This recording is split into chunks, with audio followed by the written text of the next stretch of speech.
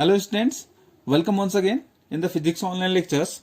In the last lectures we have discussed applications of the canonical ensemble. So in this regard we are going to discuss the thermodynamics of the magnetic systems. For this we are having a collection of an identical spins sitting at different points and we are utilizing the partition function approach. Each of these spins can be treated as magnetic dipoles with an associated magnetic moments mu, and these are distinguishable as we are saying that they are sitting at different location. So this forms a non-interacting system, you can just say, in the sense that each magnetic dipoles does not experience the field of the other dipole. This is the property which we are taking here. This is a non-interacting system because each magnetic dipole is not experienced by the field of the other dipoles.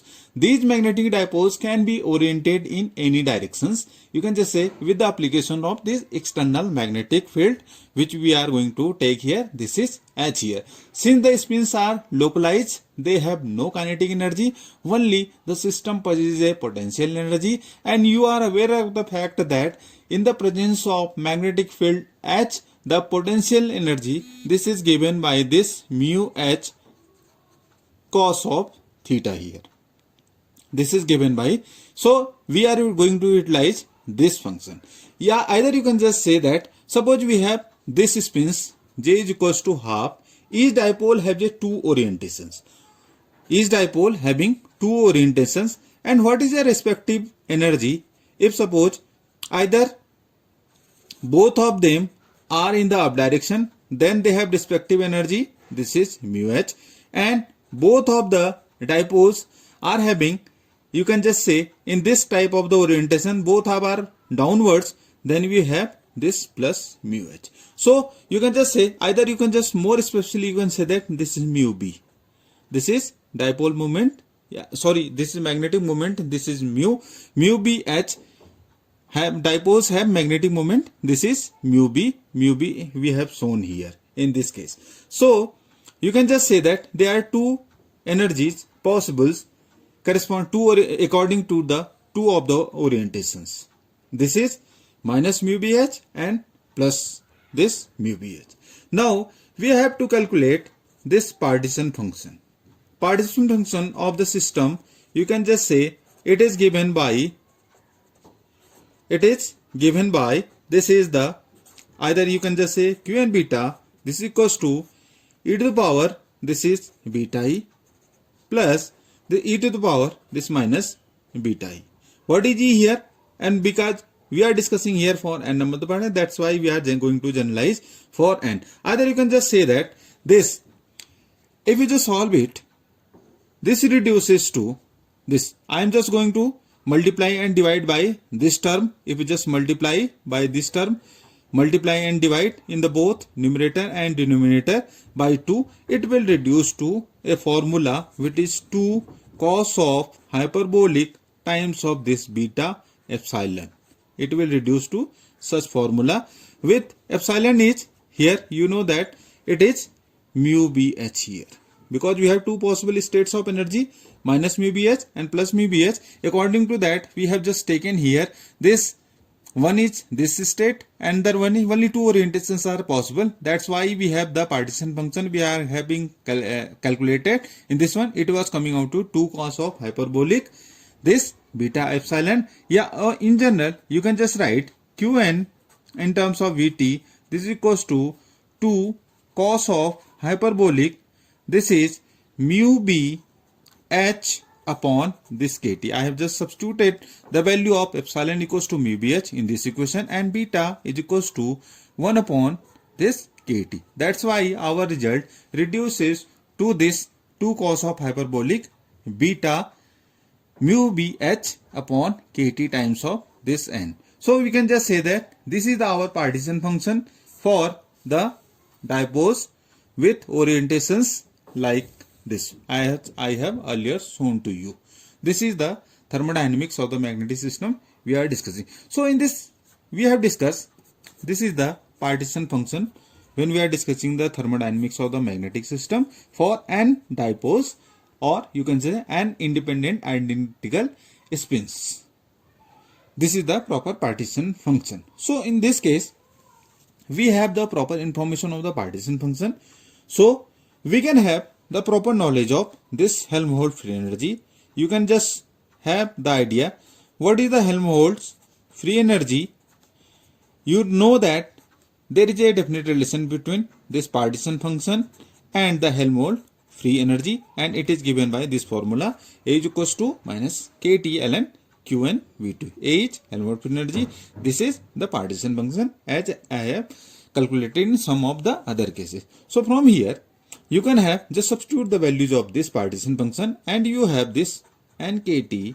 This is ln of this 2 cos of hyperbolic this mu b h upon this kt, and this is the Helmholtz free energy.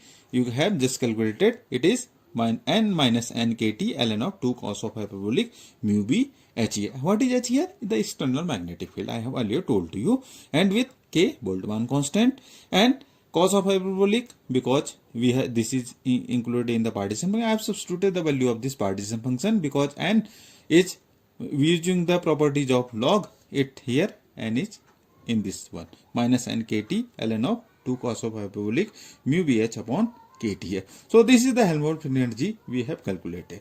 Now one more thing we have the proper knowledge of the Helmholtz free energy. So if we just remind this formula, it is equals to U minus Ts here. A is equals to U minus Ts. What is internal energy? This is the temperature, it is the entropy. If we just partial differentiate this, this is equals to du minus Tds minus of SDT. If we just partial derivative, we are just taking here the partial differentiation. So we have dA is equals to du minus Tds minus of SDT. Now one thing, what is du? You are aware of the fact that it is dq minus dw minus Tds minus SDT plus this is mu dn here. So if you substitute the values, dq is in terms of entropy, it is Tds. Now dw, as you are aware of the for mechanical systems, what is the value of dw is pdv here. For the mechanical systems we have dw is. Now in this case we have the magnetic system. For the magnetic systems, this dw is m times of this dh here. What is dh? It is the external magnetic field. And what is m? This is the magnetization, magnetic moment per unit volume. I will discuss it in brief, but for this this is the work done in the case of the magnetic systems, m times of this dh. Like we have pdv for the mechanical system. This is for the thermodynamic magnetic systems. This is the work done for the magnetic systems, and this is for the mechanical systems. So we will just write here on the place of dw, we will write here m times of this dh minus it is tds minus of sdt plus this is here mu times of dn. So some of the terms is going to be cancelled here, and we TDS is going to be cancelled with this one, and you are left with the result. This is minus times of this MDH minus this is here SDT plus this is mu dn, and this is the value of dA. So you have to just consider this one because this equation is going to be very playing to crucial role in determining this magnetization, entropy, and this chemical potential. Now suppose this is equation 1 here. So this is the equations we have just derived. This is dA equals to minus MDH plus mu dn minus SDT. So we can derive some of the important facts from this equation, like this entropy S is equals to minus del A upon this del T. What are the parameter fixed are here? This you can have this N and H here. It is the fixed here. Similarly, we have this chemical potential mu. This is equals to, you can have from here del A upon del N, and these parameters T and H are going to be fixed here. One more consequence, this is M. M is, this is del A upon this del H, and at keeping these parameters constant. What is M here? It is, as I have already told you, this is the magnetization. this is playing very crucial role. This magnetization, I am just going to discuss this term magnetization. As you can just see that this magnetization can be evaluated by keeping, because we have this term A here, we have already calculated. If we just substitute the values of this A here in this equation, this particular equation, this magnetization, as you know that magnetic moment per unit volume, and you can just have that this is del upon del H times of this nkt ln of this 2 cos of hyperbolic mu b h upon this kt here. And if you just solve it, you will have this nkt, it is coming outside, and we have ln x is 1 upon x, so we have 2 cos of hyperbolic mu b h upon this kt, and this is cos is, it is sine, 2, the differential of cos is sine hyperbolic, cos hyperbolic is sine hyperbolic, this is mu b h upon this kt, and it is, you have mu b h, this is because h, it is going to be mu b upon this kt. Or if you just solve it, it is coming out to be n times of this mu b tan of hyperbolic mu b h upon this kt here. Now this is the value of m, and this you can just say that it occurs when magnetic moment of all the atoms or the atomic magnets become parallel to the external field. This state of material is called the saturation state, saturation state. When all the atomic magnets become parallel to the external field, this is called the saturation state. It is called the saturation state. So this is the magnetization we have discussed. It is n times of this mu b tan of hyperbolic, because sine hyperbolic cos, it is going to 2 is going to cancel this one, and we are just left with n mu b, this kt is going to be cancelled with this one, and this is our result, n mu b tan of hyperbolic mu b h upon kt. This is the magnetization. Now we are going to discuss here some of the particular cases here. This is called the saturation. M equals to n mu b tan of hyperbolic mu b h upon kt. This is the magnetization. Now we are discussing some of the special cases when you can just consider that when this mu b h upon this kt is very less as compared to 1. So then tan of hyperbolic this mu b h upon this kt will become simply this is mu b h upon kt. If this is term is very small as compared to 1, so this is tan of hyperbolic mu b h upon kt is simply you can just write mu b h upon kt here.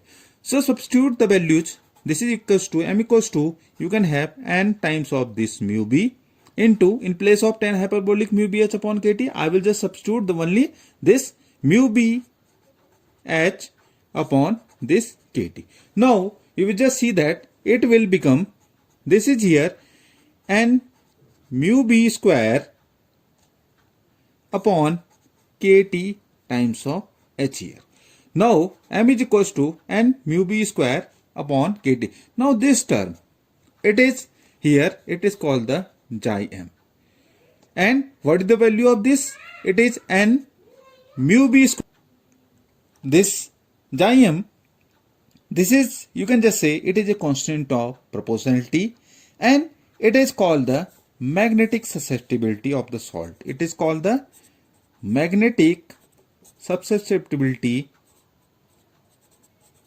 of the salt, and its value is xi m equals to n mu b square upon kt. Either you can have from here, you can just write m is equals to xi m times of this h, or this xi m, this is equals to m upon h here. This is the magnetic susceptibility.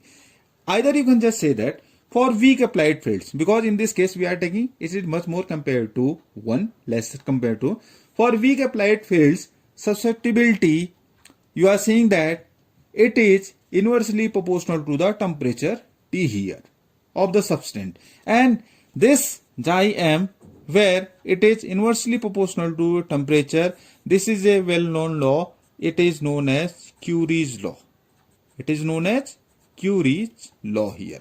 It is called the Curie's law, in which this magnetic susceptibility is inversely proportional to the temperature of the substance. This is called the Curie's law.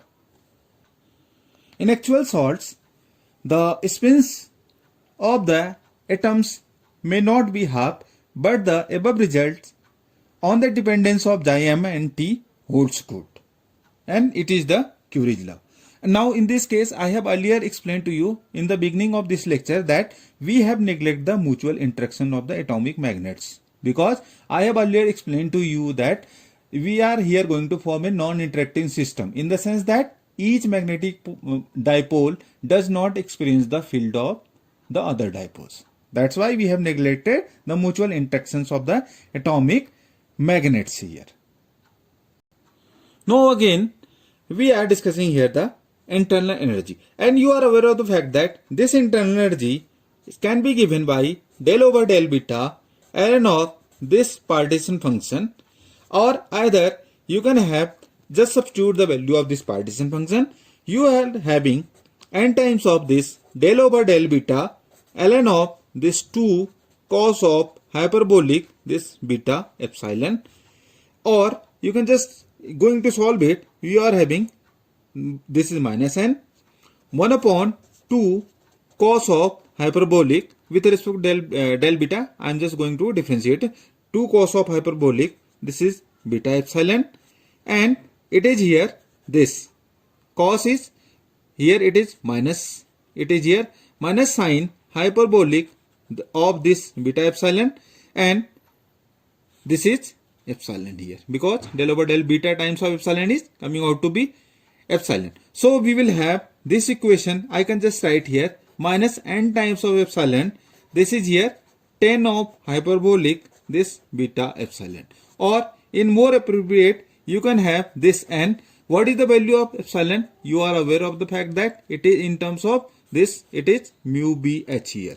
Now in this you will just see that this energy is mu b h here. Now we substitute the value of this mu b h. It is here 10 of hyperbolic. This is mu b h upon kt. Just substituted the values. Beta equals to 1 upon kt and epsilon is equals to mu b h. So we have this energy U is equals to minus n times of this mu b h 10 of hyperbolic mu b h upon kt. Or you will just see that in the earlier case we have discussed the magnetization, and this magnetization was coming out to be n mu b. This I can just write it as the magnetization.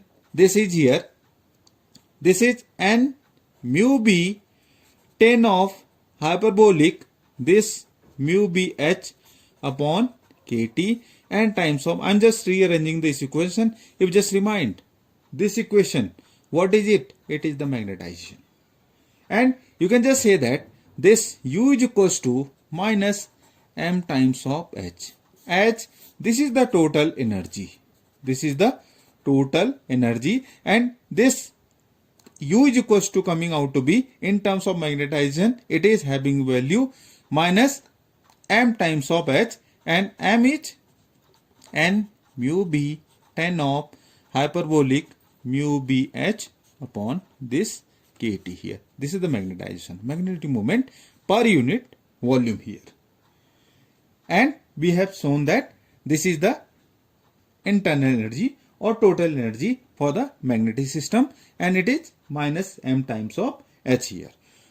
So in this consequence, we can have also the value of this Cb. Cb is del U upon del T. If we just solve it, this del U upon del T, we can have the values. If we just solve it, it is coming out to be, you can just write here minus n mu b h. This is sec square hyperbolic this mu b h upon this kt, and it is here mu b h upon this is k, and it is del upon del t 1 upon t, it is minus 1 upon t square. So we are having solving it, you can have the values, this is here, you can have, I am just going to multiply and divide by k here. So I am rearranging, this is mu b h upon this k, this is sec square hyperbolic, this is mu b h upon this kt times of this mu b h upon this k times of this 1 upon t square. Minus sign is going to be removed because already there is minus and minus, it makes it here plus here, and you can just have this nk mu bh, it is here mu bh upon k whole square, sec square hyperbolic, this is mu bh upon this is kt here, or more significantly you can just write here nk this epsilon upon this kt whole square, and you will have sec square hyperbolic epsilon upon this kt here. This is here, it is here kt whole square. That's why you can just write here epsilon upon kt. So this is the value of Cv. So we have discussed all the thermodynamic properties of the magnetic systems in this regard, and we are having, you can just say that the magnetic properties of the substance are due to the orientation of the individual magnetic moments. You can just say that in this lecture, the magnetic properties of the substance are because of the orientation of the individual magnetic moment, and such substances are called paramagnetic.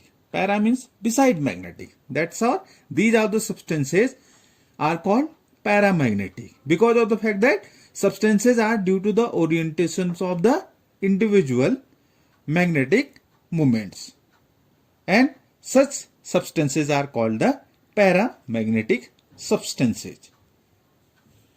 One important conclusion in this lecture is that we have derived the thermodynamics of the magnetic systems. In this, you have a very important this result, and it was xi m is equals to c upon t here, which is known to be the Curie's law. It is for the paramagnetic substances, and it was very fundamental for the paramagnetic substances. So in this lecture, we have discussed the thermodynamics of the magnetic system. In this regard, we have also discussed the magnetization. What is the magnetization? And magnetization is the magnetic moment per unit volume.